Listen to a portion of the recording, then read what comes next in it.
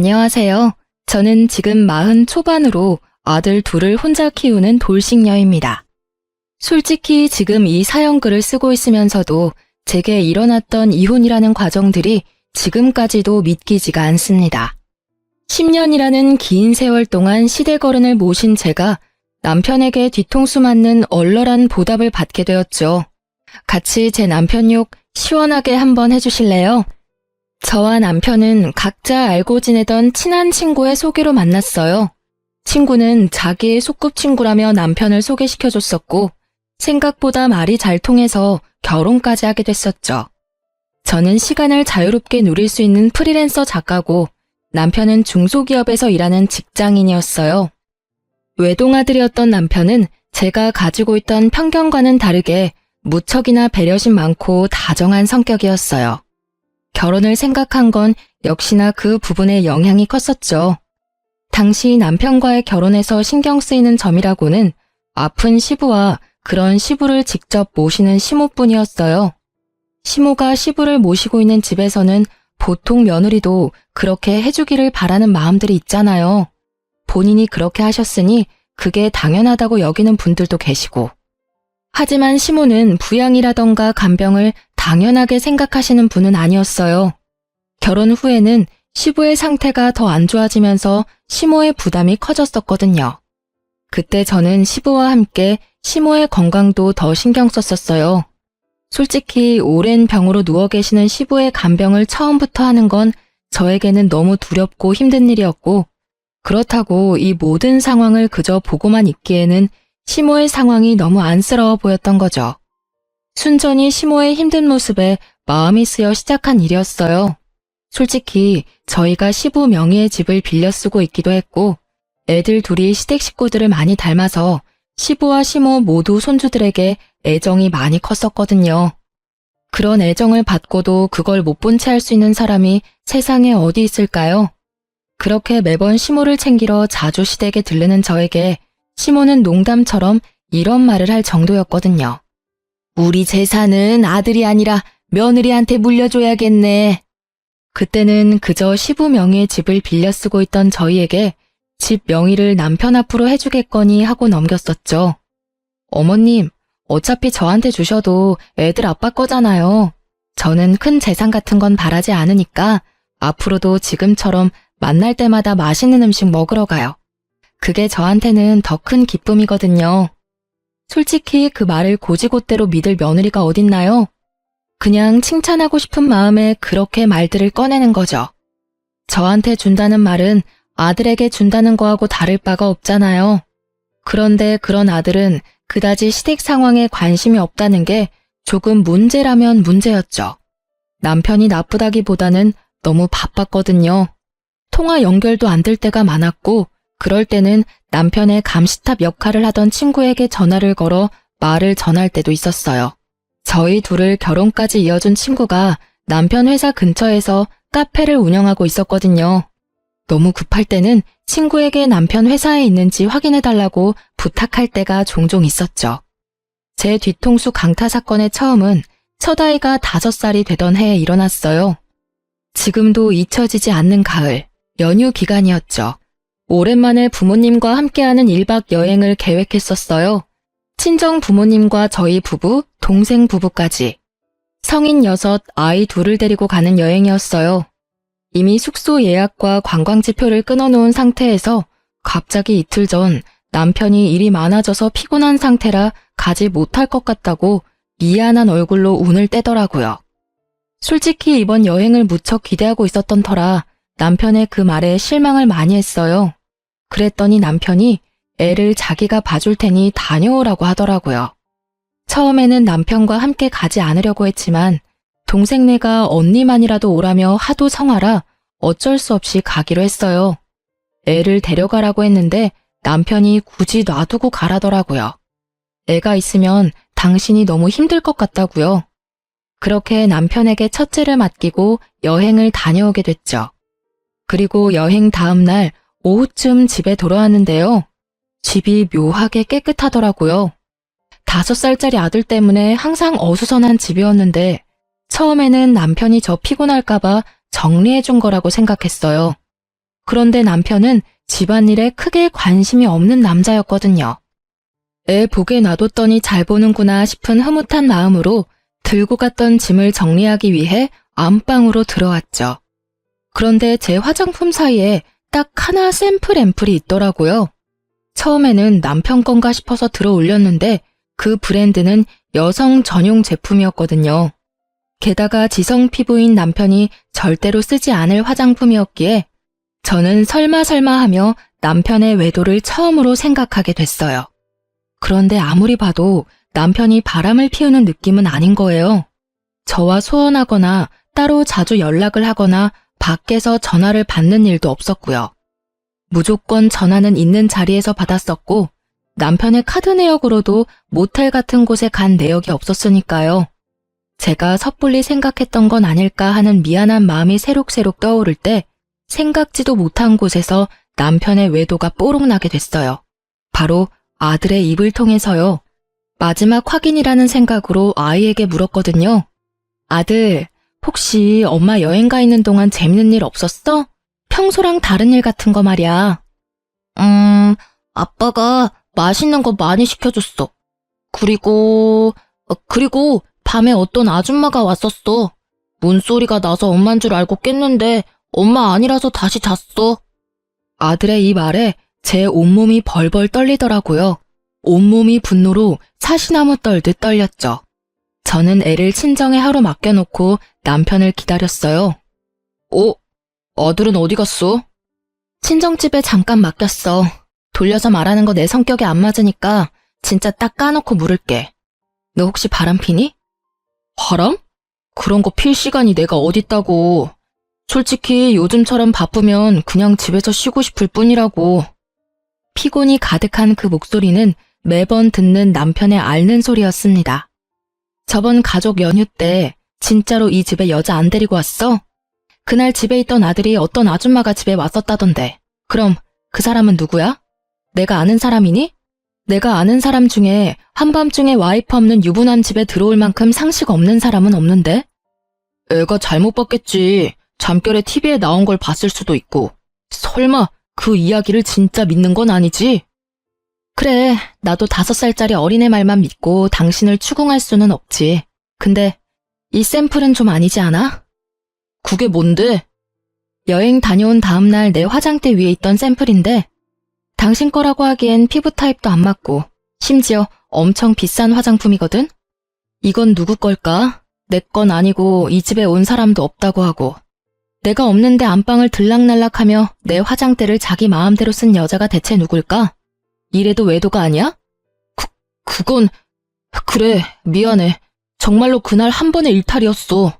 솔직히 요즘 당신이랑 관계도 예전 같지 않고 정말로 인터넷으로 한 번 만난 사람이야. 나도 그런 일 하면서 마음에 죄책감 가득했어. 당신도 잘 알잖아. 내가 얼마나 당신이랑 애한테 충실한지. 정말 한 번이 맞아? 지속적으로 연락하고 그런 사이 아니야? 절대로 아니야. 정말 단 한 번뿐이었고 당신도 알다시피 나만큼 집, 회사만 아는 남편도 없잖아. 그런 사람이 왜 바람을 핀 건데 당신 나랑 이혼하고 싶었던 거야? 말해봐. 당신이 원하면 내가 이혼해줄게. 여자 만나고 싶으면 이혼하고 만나라고. 여보, 나는 절대로 이혼 안 하고 싶어.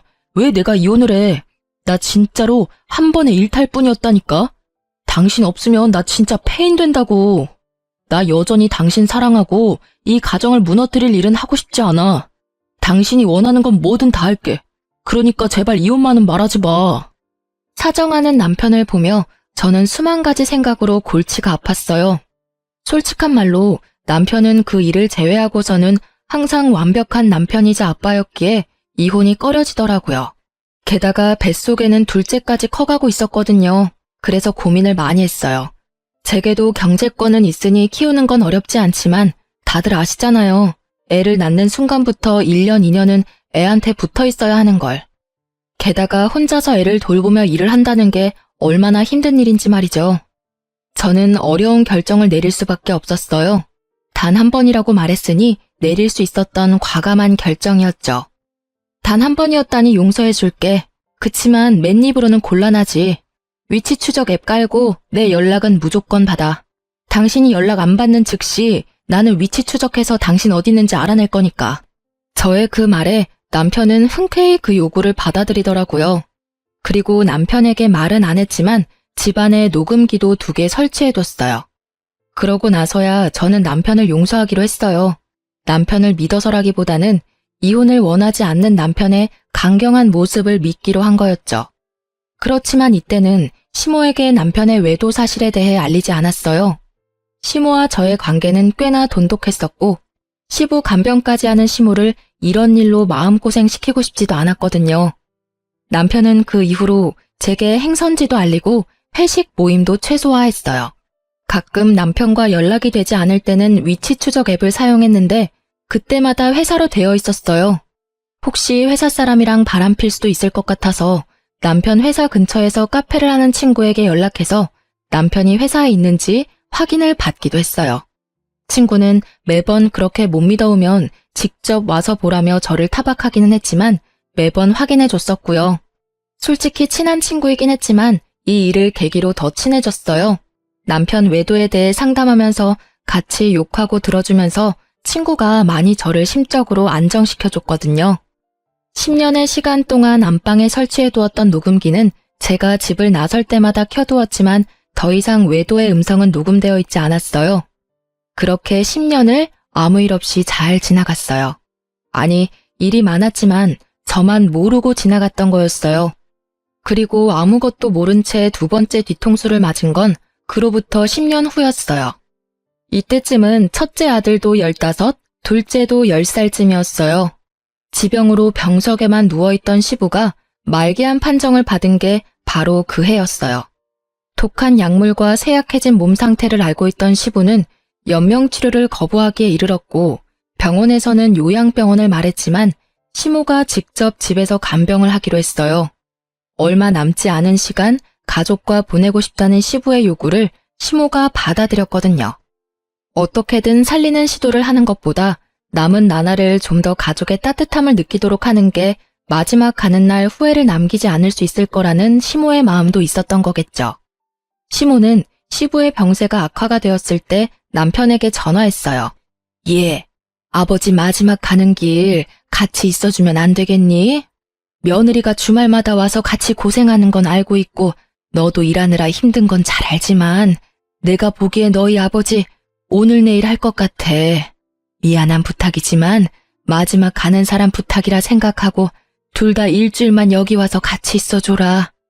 어머니, 휴가 때문에 연차를 너무 많이 써서 연차를 쓸 수가 없어요. 게다가 다음 주에는 중요한 미팅도 잡혀 있어서 지방까지 내려갔다 오려면 시간도 너무 오래 걸리고. 그러니? 에휴, 그럼. 어머니, 저 혼자 갈게요. 어차피 저야 일 당분간 안 받으면 되고 애들은 친정에 맡겨놓으면 되고요. 당신도 미팅 끝나면 시간 되면 바로 시댁으로 와. 혹시라도 당신 없을 때 아버님 임종이라도 있으면 당신도 마음 아플 거 아냐. 결국 그렇게 저는 남편을 보내고 일주일치 짐을 싸 시댁으로 들어갔습니다. 그렇게 며칠을 시부모님과 지내며 이야기를 도란도란 나눴죠. 가시는 길 후회 없으시도록 시부와도 이야기 많이 했고요. 그러다 문득 시부를 재워놓고 시모와 같은 방에 누웠는데 시모가 이런 말을 하더라고요. 가는 길에 후회한 점 남기지 않았으면 하는 바람이다. 어떤 잘못을 했든 지금 말해주면 뭐든 용서해 줄 수 있겠지. 그 말에 제 머릿속에 떠오른 건 10년 전의 그 사건이었어요.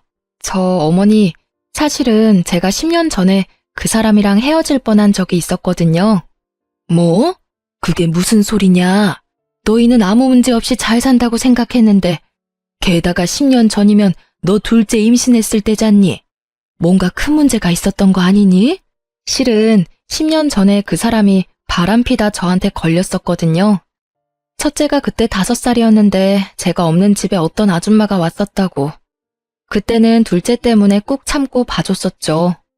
그래도 10년 동안 착실하게 잘 살아줘서 다행이죠. 그런 일이 네가 마음고생이 얼마나 심했겠어. 그렇잖아도 시부 시모 둘 다 모시느라 힘든데 혹시 그 바람핀 여자가 누군지는 아니? 남편 말로는 인터넷에서 만난 여자래요. 하루 한 번 스쳐간 인연이니 신상도 얼굴도 모르죠. 그리고 알면 뭐해요. 지금 벌써 10년이나 지났는데. 그런 이야기를 시모와 도란도란 나누며 잠에 들었고, 다음날 일어났을 때는 시부는 자는 중에 돌아가셨더라고요. 말기 암의 노환이라도 자면서 돌아가신 건 참으로 호상이라며 시모와 이야기를 나누며 남편에게 연락을 하려고 했어요. 전화를 받지 않는 걸 확인하고 짐 싸느라 바쁘나 보다 싶은 마음에 어차피 집에 가서 준비를 해야 할 것들이 있어서 집으로 향했어요. 잠깐 들린다고 들렀는데 집에 들어서자마자 저는 그 옛날에 느꼈던 위화감을 다시 한번 느끼게 됐어요. 깔끔하게 청소되어 있는 집의 상태에 10년 전 그때의 기억이 불현듯 떠오르더라고요. 저는 덜덜 떨리는 손으로 얼른 습관처럼 켜놓은 녹음기를 꺼내 확인했어요. 그런데 녹음기가 2개 다 보란 듯이 꺼져 있더라고요. 분명 남편이 녹음기의 존재를 알고 있었던 거예요. 저는 혹시나 하는 마음에 옷방에 숨겨둔 홈 CCTV가 생각나서 그 영상을 확인해 보기로 했어요. 그 영상은 지워지거나 화면이 틀리지 않고 잘 있더군요. 옷방의 CCTV는 안방을 훤히 비추고 있었죠. 아무 일 없기를 바라는 마음으로 영상을 확인하는데 영상을 보는 내내 저의 눈은 화면에서 떨어지지 않았어요. 지금 보는 게 진짜가 맞나 싶은 마음이 들었거든요. 지방에 있다던 중요한 미팅은 전부 구라였고 그냥 일주일 동안 매일 퇴근하고 상간녀와 부부인 척 이 집에서 살았더라고요. 남편의 외도보다 더 놀라운 건 상간녀의 정체였어요. 그 상간녀는 나와 남편을 소개시켜준 저의 오랜 친구였어요. 매번 남편이 회사에 있는지 확인하려고 전화를 걸던 남편 회사 옆에서 카페를 운영하던 그 친구가 제 남편과 노닥거리는 모습을 지켜볼 수밖에 없었죠. 아니, 저번에 걸릴 뻔하고도 우리 집에 그렇게 오고 싶었어? 그럼 이렇게 스릴 넘치는 일이 어디 있을까? 어차피 불륜이잖아. 이런 긴장감 넘치는 일 정도는 해줘야 하는 게 당연한 거 아니야? 자기는 모르겠지만 와이프 생각보다 엄청 무서운 거 알지? 10년 전부터 지금까지 어디 나갈 때면 무조건 녹음기 틀어놓고 가. 그것도 2개나. 잘 알지? 그래도 우리가 10년을 넘도록 이렇게 만나고 있다는 걸 눈치조차 못 챘잖아. 뭐 한번 걸릴 뻔하긴 했지만 그래도 여전히 너 안 보이면 나한테 전화하는 거 알아? 내 옆에 있는 줄도 모르고 전화해서는 남편 어딨냐고 징징대는데 얼마나 꼴불견인 줄 알아? 정말 자기가 우리 회사 옆에 카페 오픈한 건 진짜 잘한 일인 것 같아. 만나도 아무도 모르지. 위치 추적 앱 찾아도 카페가 회사와 거의 오차범위 아니니까 들키지도 않고 말이야. 그렇지? 내가 정말 잘한 일인 것 같긴 해. 너 만날 때마다 막 짜릿하다니깐? 우리 아버지 지금 위독하신데 돌아가시면 나 이혼하고 자기랑 결혼할까? 결혼? 뭐 아버지 안 계시면 해도 상관없지. 근데 나 애 낳는 건 질색이거든. 몸매 망가지는 건 둘째치고 여자로서의 인생도 망가지는 건 순식간이거든. 솔직히 책임질 일 없이 오로지 연애만 하는 이 관계가 나는 너무 좋아. 둘의 이야기를 듣고 있는데 머릿속이 완전 터질 것 같더라고요. 아니 왜 잘 사귀다가 지 애인을 나한테 소개시켜준 걸까요? 거기서부터가 의문이었거든요. 남편을 저에게 소개시켜주고 남편과 불륜을 저지르는 게 제 상식에서는 도저히 이해가 안 가더라고요. 저는 이 2 연놈을 불러내서 당장 따지려 했지만 이 악물고 참았어요. 시부 상중이잖아요. 그래도 마음이 너무 힘들었어요. 혼자만 알고 있기가 너무 두렵고 힘들어서 저는 누군가에게 이 상황에 대해 하소연하고 싶었어요. 하지만 어디 가서 말하나요? 시부의 장례식장에서 흘리는 눈물에 사람들은 제가 시부를 참 많이 따랐던 며느리라 그렇다며 착각할 정도였거든요. 시부에게 죄송스러운 마음이지만 시부가 돌아가신 것보다 남편의 바람과 친구의 배신이 저에게는 더 큰 아픔이었으니까요. 이 와중에 생각나는 건 친정 어머니보다 시모였어요. 결국 버티지 못했던 저는 시부의 장례식이 끝나고 시어머니에게로 찾아갔어요. 어머님, 저 드릴 말씀이 있는데 잠시 괜찮으실까요? 그래, 큰일 치르느라 고생 많았지? 오늘은 느긋하게 이야기나 하고 가거라. 아버지 없으니 몸은 편한데 마음이 적적하긴 했어. 저 사실은 이런 말씀 드리고 싶지는 않아요. 제가 남편 탓을 하는 것처럼 들릴지도 몰라서 참으려고 했는데 도저히 못 참을 것 같아서. 무슨 일인데 이렇게 서럽게 울어? 도대체 무슨 일이길래 이렇게... 저의 어깨를 감싸는 시모의 따뜻한 말에 저는 홈캠에서 따온 영상을 시모에게 보여주며 말했어요. 이것부터 좀 보세요. 그 사람 바람 피고 있었어요. 저 몰래 10년 동안이나요. 어머님이랑 시댁에 일주일 정도 있었잖아요. 그때 남편이 지방 출장 있어서 못 온다고 했었는데 그때 지방에 출장 간 게 아니라 출퇴근하면서 상간녀랑 저희 집 안방에서 부부처럼 지냈더라고요. 아버님 돌아가셨을 때도 제가 사용하는 침대에서... 결국 말을 잇지 못한 저보다도 영상을 보던 시모의 얼굴이 더 크게 놀라더군요. 이 여자가 상간녀라고? 얼굴이 내가 아는 그 여자랑 닮았는데? 15년도 더 됐어. 너랑 결혼하기 훨씬 전에 결혼하겠다고 데려온 여자야. 네? 결혼을 하겠다고 데려왔었다고요? 그래, 이 여자가 확실하네. 나한테 결혼할 여자라고 데리고 왔었지. 상견례까지 하고 날도 잡으려고 했는데 무슨 이유에서인지 저쪽에서 상견례 다음날 퇴짜를 놓더라고. 나중에 아들이 나한테 얼마나 뭐라 했는 줄 아니? 요즘 세상에 아픈 시부 간병을 도와줄 며느리가 어딨냐고 말이야.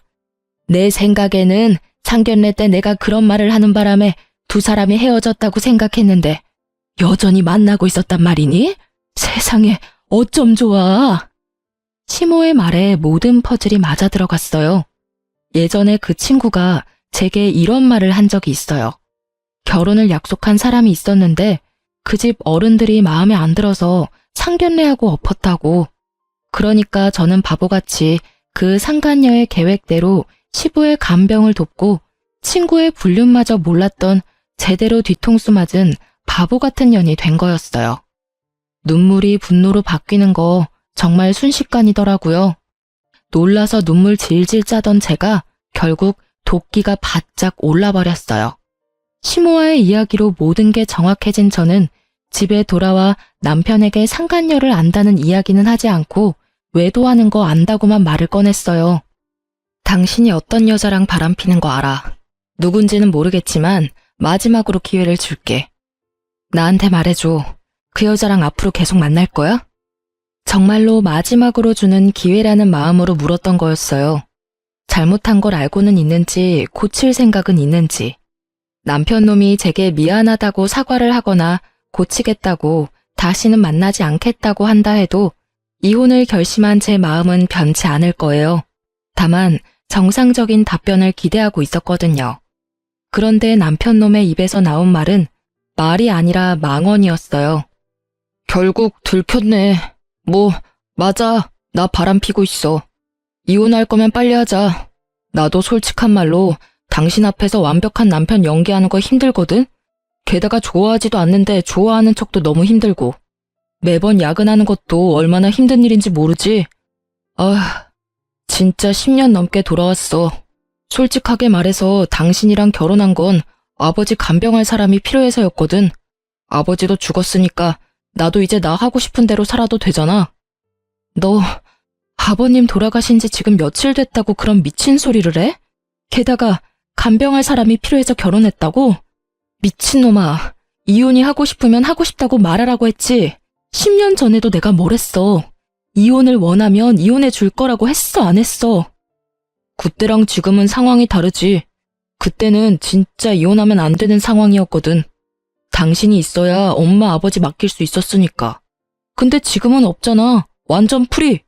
그러니까 나도 남은 여생은 내가 원하는 여자랑 살고 싶은 거야. 지금이라면 엄마도 그 여자 받아줄걸? 이딴 미친 소리나 찍찍 해대는 인간을 보고 있자니 제 속이 문드러지겠더라고요. 듣고 있는 귀가 더러워질 정도로 비정상적인 개소리에 결국 싸대기를 날리고 집을 뛰쳐나갔어요. 그리고 이악 물고 복수를 계획하기로 마음먹었죠. 두 사람에게 빅엿을 날려주기로 말이에요. 저는 두 사람이 불륜을 저지르던 장소에 집중하기로 했어요. 상간녀에 대해 모른다고 했으니 남편은 별 문제 없이 이 카페를 다시 찾을 게 분명하잖아요.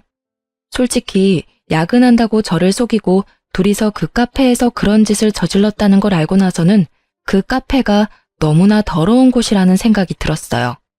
웃겼어요. 상간녀에게 남편의 외도에 대해 상담하고 있었다니 그걸 위로해주는 척하며 속으로는 저를 비웃고 있었을 거라는 걸 생각하니 너무 열이 받더라고요. 만약 외도의 증거를 찾으려면 이곳밖에 없잖아요. 그렇지만 제가 직접 가서 증거를 찾을 수는 없었죠. 제가 가면 상간녀인 제 친구가 남편을 못 오게 할 테니까요. 그래서 저는 다른 사람을 불렀어요. 상간녀 및 남편놈과 일면식도 없는 친동생의 친구를 불렀죠. 저녁 시간쯤에 카페에 가서 동영상을 좀 찍어줘. SNS에 올리는 것처럼. 가게 안쪽과 메뉴 같은 거 먹고 나서 감상 같은 거 말이야. 근데 영상에 정말 작게 나오더라도 카페 주인이랑 이 남자가 같이 나올 때 꼭 영상을 찍어줘. 이것만 해주면 돈 줄게. 어때? 동생의 친구들은 알바처럼 단순하게 생각하더라고요.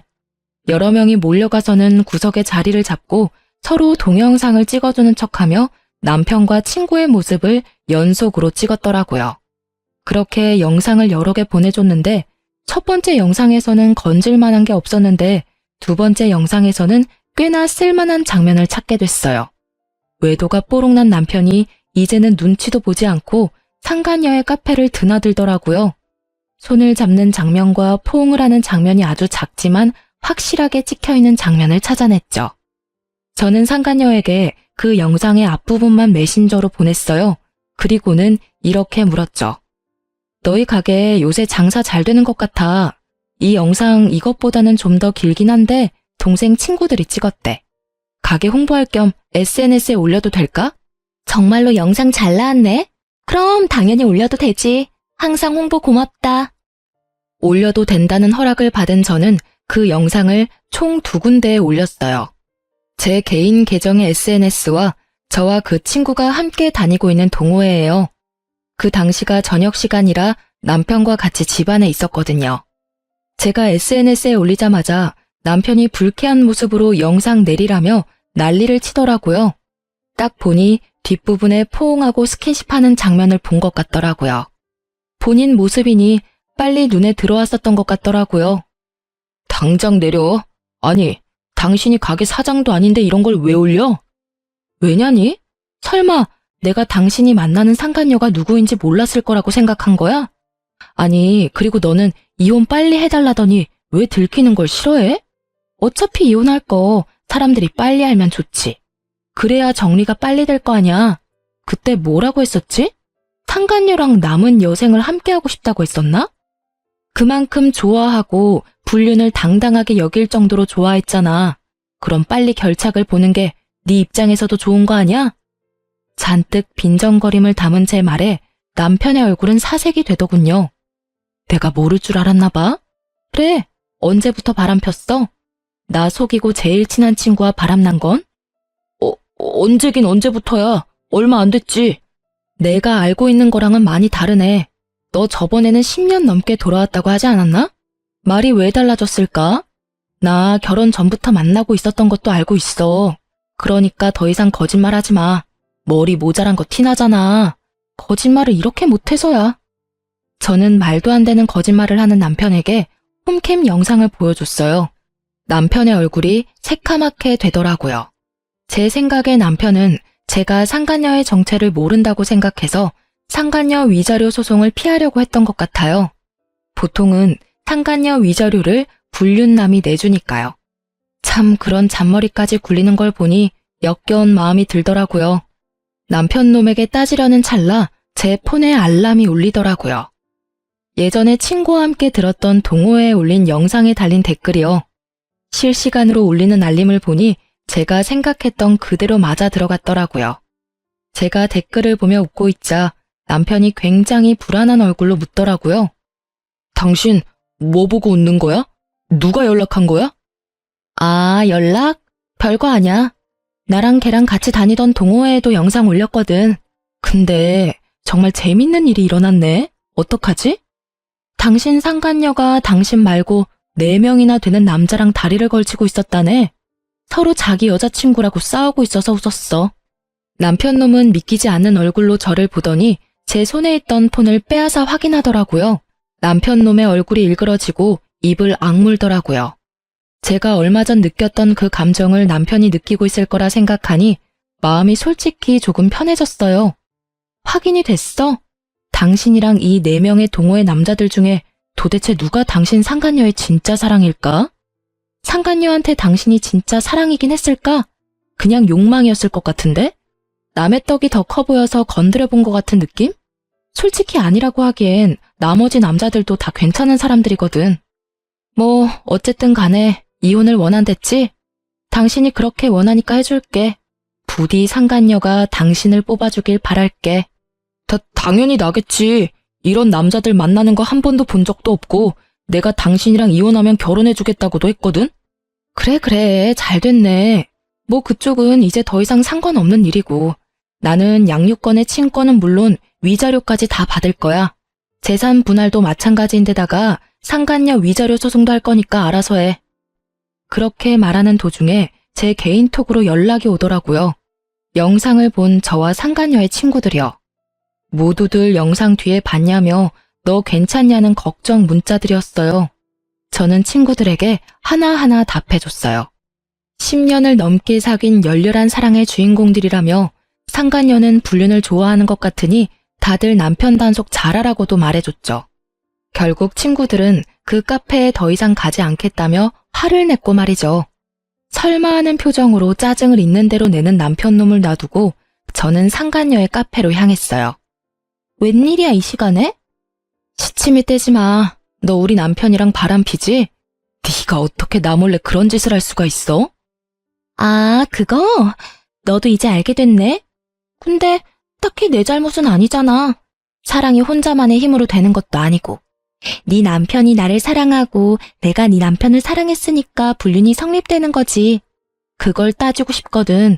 왜 그 남자가 네가 아니라 날 선택한 건지를 묻는 게 더 빠르지 않을까?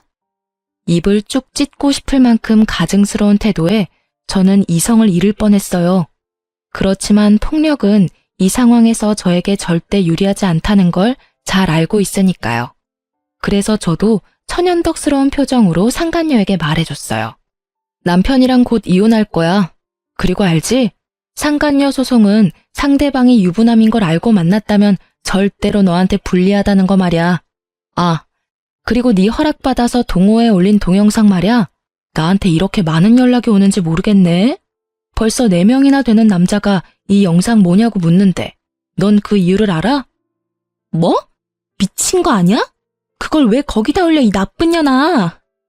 나쁜 년은 내가 아니라 너지. 어떻게 10년이 넘도록 나를 배신하고 속일 수가 있어?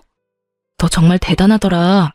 바보 등신 같은 남편 놈은 네가 진짜 사랑이라고 여기던데. 그럼 나한테 연락 온 동호회 남자들 4명은 뭐야? 그 사람들한테 내가 친절하게 말해줄게. 네가 누굴 선택할지 궁금하긴 하네. 그렇게 말하는 도중에 상간녀의 폰으로 연락이 미친 듯이 오더라고요. 딱 보니 남편이나 그 4달이 걸친 사람들이겠죠.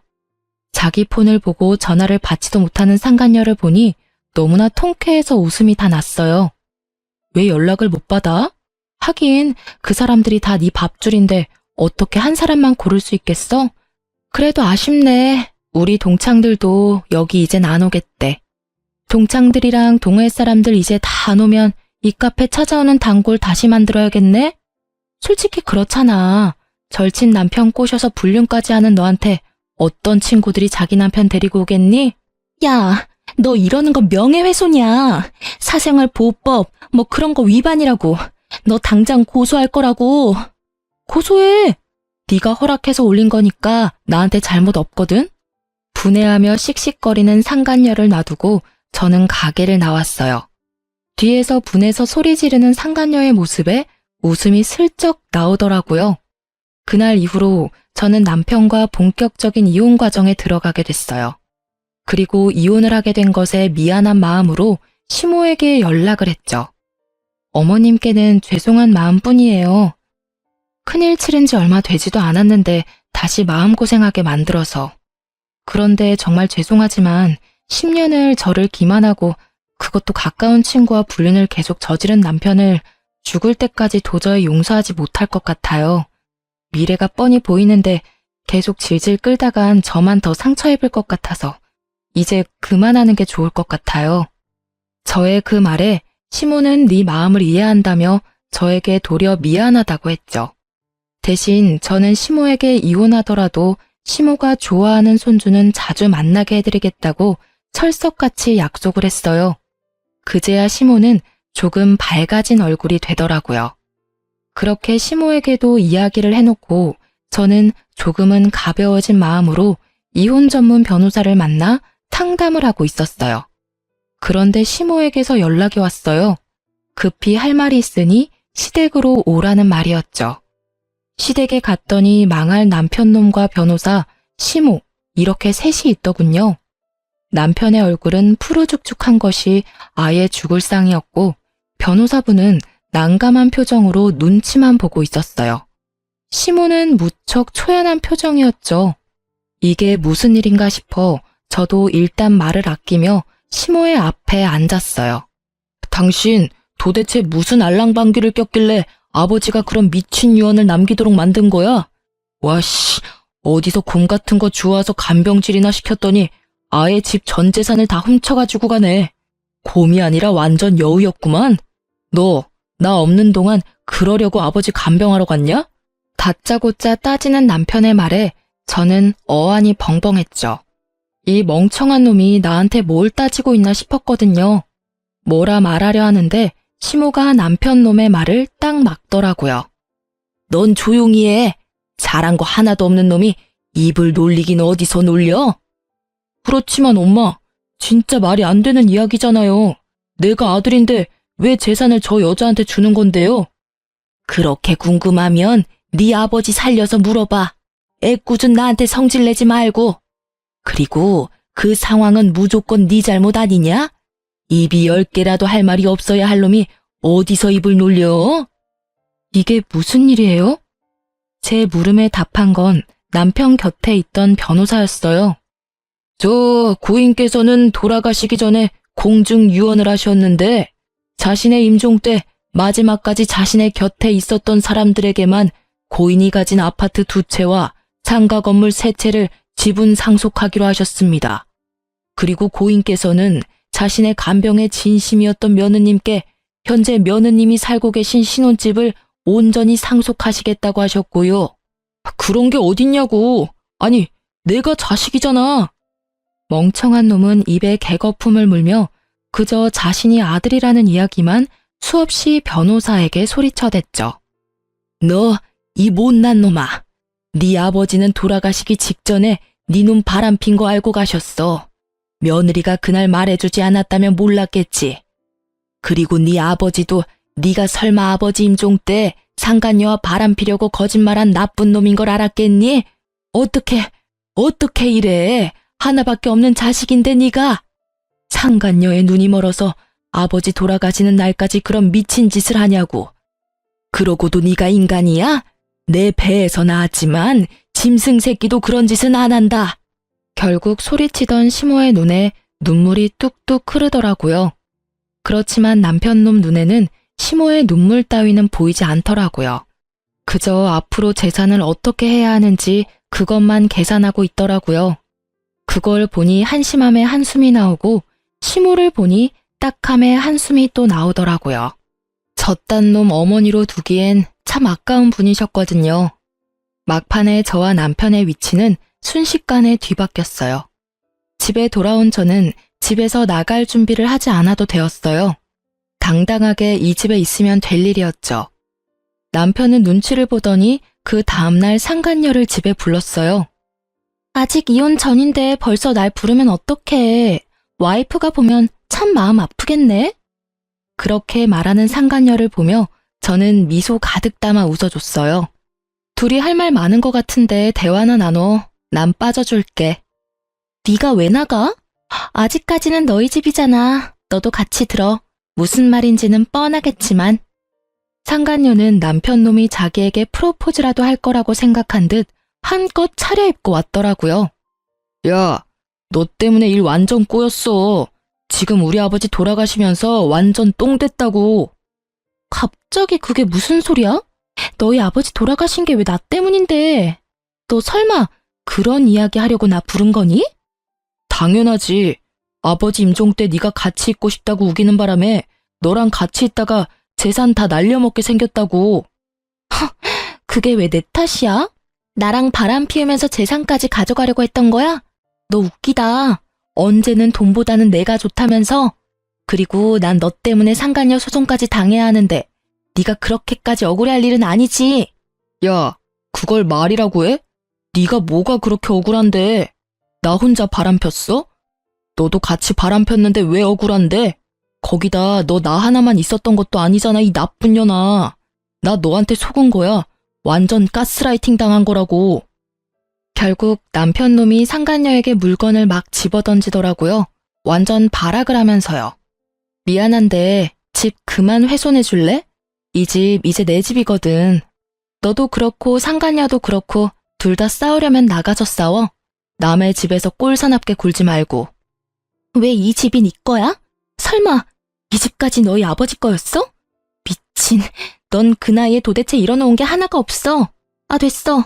너 같은 루저는 내 쪽에서 사양이야. 그렇게 두 사람을 속 시원히 내쫓고 저는 곧 재산을 받고 이혼에 성공했어요. 나중에 알아보니 두 사람의 끝은 정말 최악이었더라고요. 상간녀의 카페에 4명의 남자들이 찾아와 동시에 따지는 바람에 카페는 망했다고 해요. 그리고 상간녀는 카페 폐업과 상간녀 소송 때문에 손절했던 남편 회사로 찾아가서 난리쳤다고 해요. 결국 와이프 10년 넘게 속여가며 불륜 저지른 게 회사 내에도 알려져서 결국 회사에서는 권고사직을 권했다고 해요. 그렇게 퇴사하고는 다른 직장으로 재취업도 못했대요. 워낙 소문이 크게 나서 받아주는 곳이 없었다나 봐요. 그에 비하면 저는 두 아들과 잘 살고 있어요. 일단 집이 있고 위자료와 재산을 많이 받아서 남편이 없어도 크게 힘들지도 않고요. 웃기면서도 슬픈 건 두 아들이 전부 아빠를 찾지 않는다는 거예요. 아마 첫째는 이혼 당시에도 나이가 꽤 있었던 터라 이혼 과정을 다 보고 아빠에게 질린 듯 더 이상 아빠를 자기 부모로 생각하지 않겠다고 말하더라고요. 둘째는 이제 곧 중학교에 들어가는데 우연히 근처 아파트 공사 현장에서 막노동하는 아빠를 보기 싫어 마주치고도 못 본 척 뛰어왔다는 말을 제게 하더라고요. 울먹이는 걸 보니 마음이 너무 찢어질 듯 아팠어요. 어떻게 아빠라는 인간 하나 때문에 애들이 이런 아픈 마음을 안고 살아야 하나 싶은 마음에서요. 솔직히 저는 제 인생에 남자는 없다는 생각으로 두 아들만을 키우며 살고 있어요. 워낙 완벽한 남자를 연기했던 전 남편이었던지라 어떤 남자든 다 못 믿겠더라고요. 솔직히 이제는 연애에 마음을 쏟을 만큼 어리지도 않고요. 제가 이 글을 쓰고 다시 한번 쭉 읽어보는데 참 욕이 저절로 나오더라고요. 아직도 그날의 충격에서 헤어나오지 못했는 건지도 모르죠. 그래도 인과응보라고 지들이 저지른 짓의 벌을 제대로 받게 돼서 참 다행이라고 생각해요. 글 읽으며 고구마 먹은 것 같은 체한 기분을 느끼기도 하셨겠지만 결과적으로는 정말 속 시원히 해결돼서 통쾌한 기분이 드셨을 것 같아요. 제가 보면서도 그런 기분이 드니까요. 이렇게 글 읽으며 같이 욕하고 화내주시는 분들이 있으니 저도 마음 놓고 제 이혼 글을 올려봤어요. 읽어주신 분들 모두 감사합니다.